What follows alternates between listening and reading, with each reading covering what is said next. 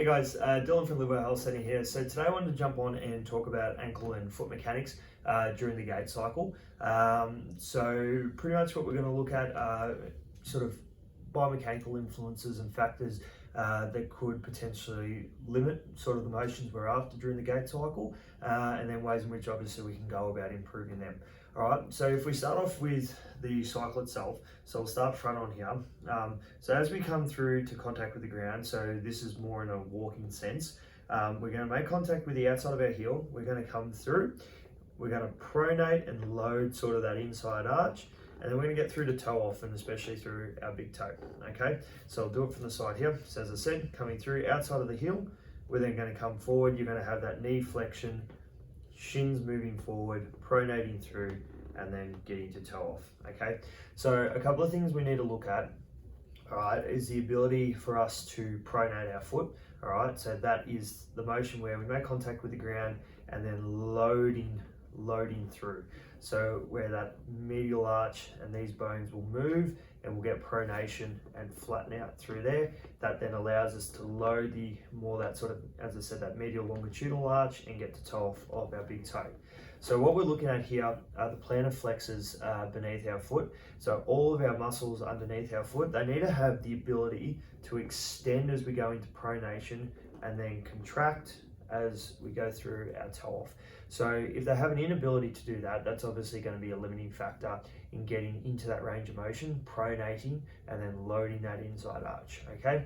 Another thing we need to look at is our tibial range of motion, okay? So what we're looking for is obviously that forward or positive shin angle, okay? So getting forward, allowing that knee to travel forward, okay? And then also on top of that positive shin angle, we need tibial internal rotation.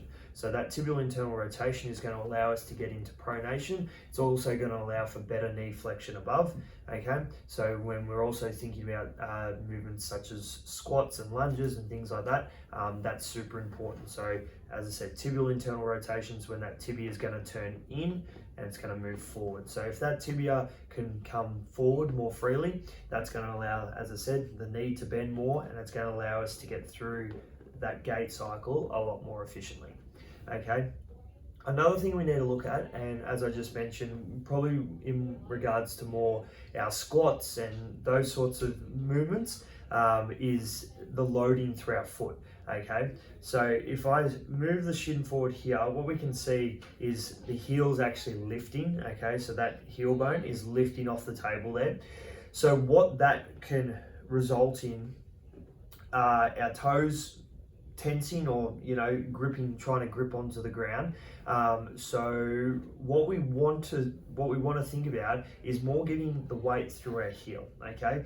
And then what that's going to allow is, so that means that heel's fixed into the ground, and then we're going to move forward through there. So that means that our toes stay nice and relaxed, because the issue is that if we are using our toes to grip, or that's where most of our weight is to our foot, it's going to activate supinators of the foot. So for instance, tibialis anterior. So that will become quite overactive.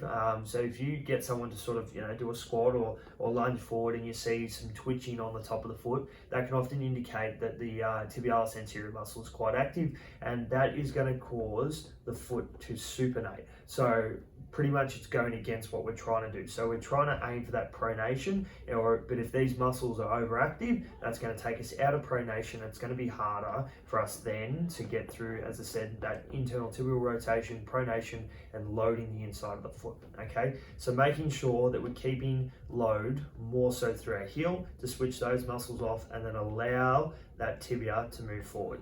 The other benefit of that, especially for people who have had previous Achilles tendinopathies or injuries, is that that loading through the heel actually takes the pressure and tension off the Achilles tendon itself. So if you get someone to sort of dorsiflex and lunge forward, and they've got good sort of weight through the heel, they may feel a bit of a stretch or tension in the belly of the calf muscle, but that's perfectly fine. We'd rather that than obviously pulling on that tendon, especially on that insertional area, okay? So overall, so from what we've sort of discussed, what we need to look at, we need to learn how to pronate properly. So we need need to be educated on proper pronation mechanics. We need to improve range of motion of our tibia. So that's both getting that positive shin angle, so the ability of that tibia to glide forward and then bring the body with it, and then also that tibial internal rotation, which is going to help with knee flexion and also assist in that pronation movement. Okay, and then the final thing is obviously foot loading, especially with squats and those sorts of movements, not necessarily as much walking, or more so especially running, because you'll find that you're moving through that range of motion quicker. So obviously we can look at specific Achilles tendon or calf strengthening exercises to also help with that, but yeah, making sure that we're keeping weight through our heel. All right, cool. I hope that helps, guys. I hope that makes you understand the foot and ankle mechanics a little bit more through the gait cycle and also various functional movements. If you do have any questions, feel free to drop a comment below, or if you would like to come into the clinic and have a few of these things investigated, feel free to call us on 9363 2961 or jump online and book yourself in. All right, cheers guys, thanks.